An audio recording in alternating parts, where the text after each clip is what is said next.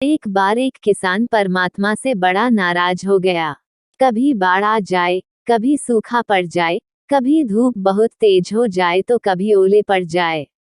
हर बार कुछ ना कुछ कारण से उसकी फसल थोड़ी खराब हो जाए।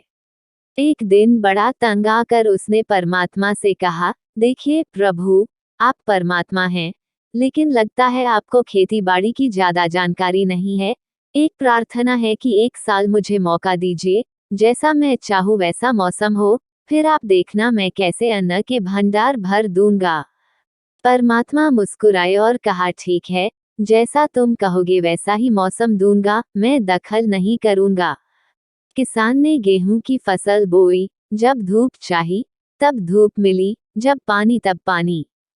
तेज धूप, ओले, बाढ़, आंधी तो उसने आने ही नहीं दी। समय के साथ फसल बढ़ी और किसान की खुशी भी, क्योंकि ऐसी फसल तो आज तक नहीं हुई थी। किसान ने मन ही मन सोचा, अब पता चलेगा परमात्मा को कि फसल कैसे करते हैं। बेकार ही इतने बरस हम किसानों को परेशान करते रहे। फसल काटने का समय भी आया। किसान बड़े गर्व से फसल काटने गया, लेकिन जैसे ही फसल काटने लगा, एकदम से छाती पर हाथ रख कर बैठ गया। गेहूं की एक भी बाली के अंदर गेहूं नहीं था, सारी बालियां अंदर से खाली थी। बड़ा दुखी होकर उसने परमात्मा से कहा, प्रभु ये क्या हुआ? तब परमात्मा बोले, ये तो होना ही था, तुमने पौधों को संघर्ष का जरा सा भी मौका नहीं दिया। ना तेज धूप में उनको तपने दिया, ना आंधी ओलों से जूझने दिया, उनको किसी प्रकार की चुनौती का एहसास जरा भी नहीं होने दिया। इसीलिए सब पौधे खोखले रह गए। जब आंधी आती है, तेज बारिश होती है, ओले गिरते हैं, तब पौधा अपने बल से ही खड़ा रहता है। वो अपना अस्तित्व बचाने का संघर्ष करता है और इस संघर्ष से जो बल पैदा होता है वो ही उसे शक्ति देता है, ऊर्जा देता है, उसकी जीवटता को उभारता है।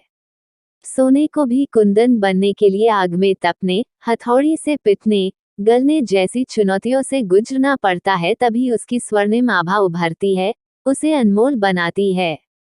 उसी तरह जिंदगी में भी अगर संघर्ष ना हो, चुनौती ना हो तो आदमी खोखला ही रह जाता है, उसके अंदर कोई गुण नहीं आ पाता।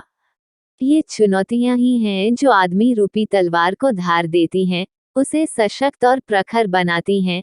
अगर प्रतिभाशाली बनना है तो चुनौतियां तो स्वीकार करनी ही पड़ेंगी, अन्यथा हम खोखले ही रह जाएंगे।